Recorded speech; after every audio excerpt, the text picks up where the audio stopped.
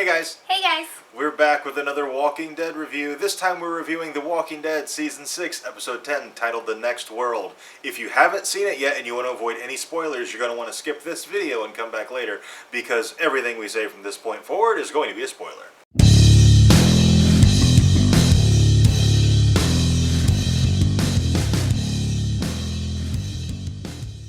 They did it! Roshone is a thing! Oh, all the squeeze that were happening during the last, 5 minutes of that episode. And we said right off the bat that they seemed a little familiar with each yeah, other. at the beginning of the episode, we're like, they're living together. They're, Michonne's taking care of the kids. They did this, they're doing low-fi, on the grocery DL. lists together. Yeah. And, it just felt right. So the episode starts off, and we clearly have a time jump. Seems like it's been a month or two, maybe. Yeah. Daryl says a few weeks, so you got to figure. A month and a half. Yeah, because you figure had to have been a couple of weeks after the whole herd went through the town before they actually started doing runs again. Yeah, and this wasn't their first run. Yeah. And he said they've been doing runs. It's been a few weeks since they've seen anybody, so they've been doing runs for a little bit. So I'm thinking at least a month and a half, 2 months. Yeah, so we were totally right on that. We had said it's likely if Rick's doing runs, Carl is 1, better, or 2, time jump. There's a lot of interesting things going on in the mindsets of a lot of different characters. Yeah.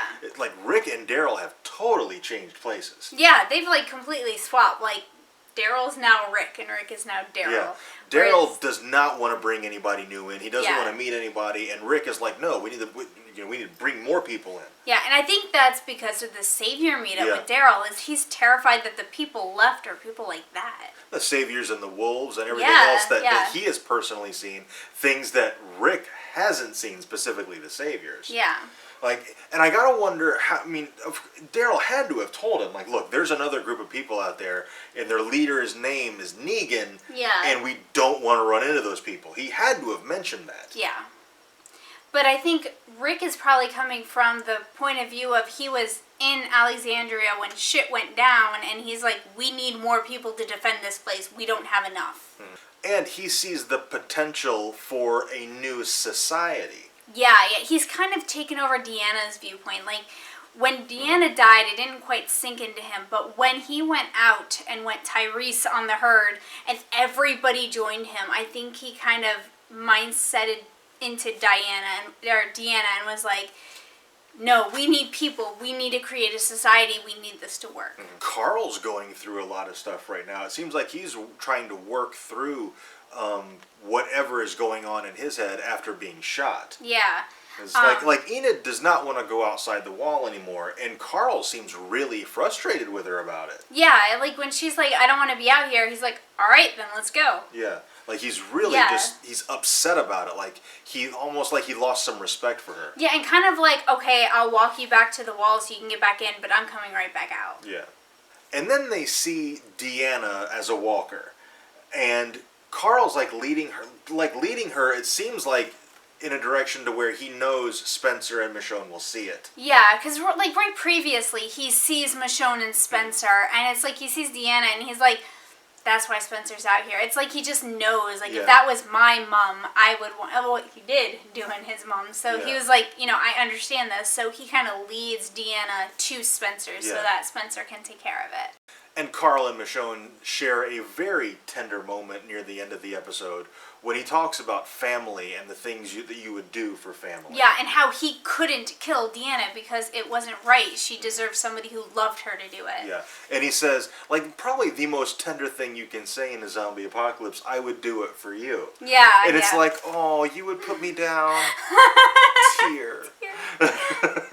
Okay, so in various interviews that Norman Reedus has done, he's said that Daryl and Rick have kind of a Butch Cassidy Sundance Kid type of episode.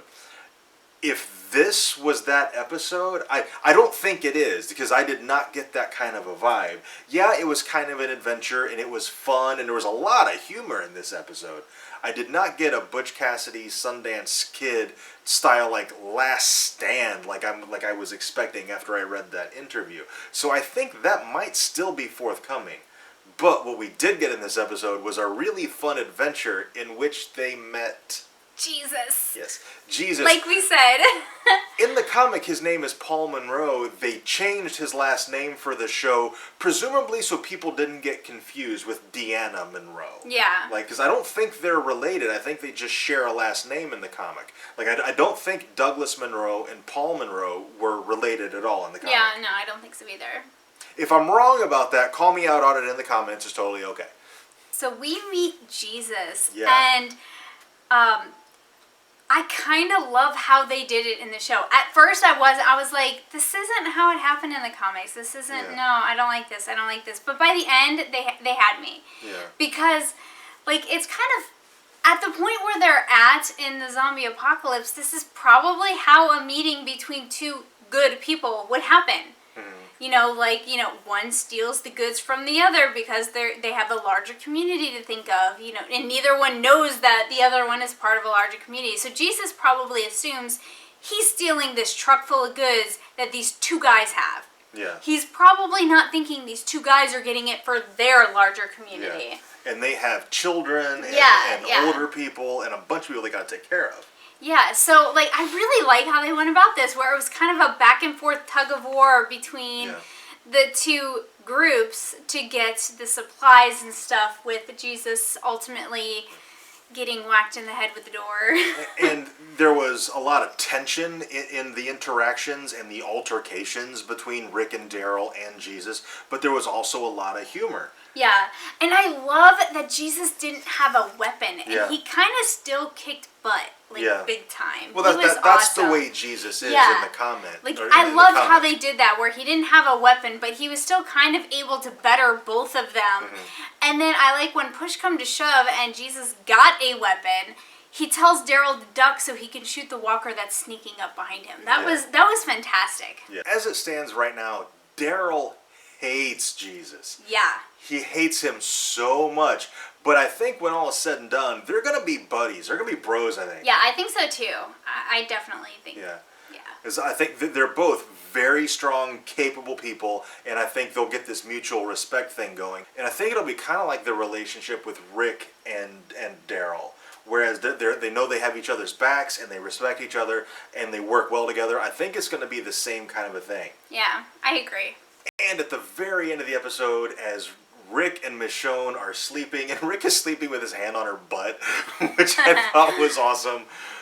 Jesus has escaped from the cell, and he That Daryl was guarding. Yeah, well, and Daryl may have been relieved. Yeah, he 'cause might have been relieved. Rick said that he was waiting for somebody to come take over, so it may not have been Daryl keeping watch. It may have been somebody else, because I can't imagine that Yeah, I really hope it was Jesus would somebody have else. gotten the jump on him.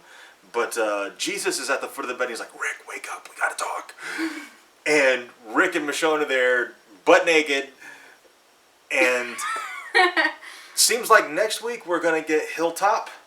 I think so. Which could be really, really cool. Yes. So stay tuned for our predictions video for that. Because Yes. we've got a lot of really good predictions coming for next week's episode and possibly reaching into the future a little bit. Yeah. And we can't end this review without mentioning the pasta maker Yeah. that was in the supply truck. Yeah. Too bad she's dead. Well, too bad she's dead, and then the truck was submerged Yeah, in a and lake. I still think they'll get the supplies. There was a lot of cans in there. Like, Yeah. it's still salvageable. Like, they could go out and yeah, just like go nobody diving. knows it's there, so I mean, it's kind of protected. Yeah. So there's a lot of canned goods in there. So Yeah. that stuff is still salvageable. So maybe that'll be something that they do in a future episode. Who Yes. knows? All right, I'm pretty sure that's it for this review. If we missed something, if we got something wrong, or if there's something you think we should have talked about that we didn't, let us know down in the comments and we can discuss it down there. Also, if you enjoyed this video, and we certainly hope you did, be sure to tell us by clicking that like button and subscribe for more reviews. And thank you very much for watching, and we'll see you next time.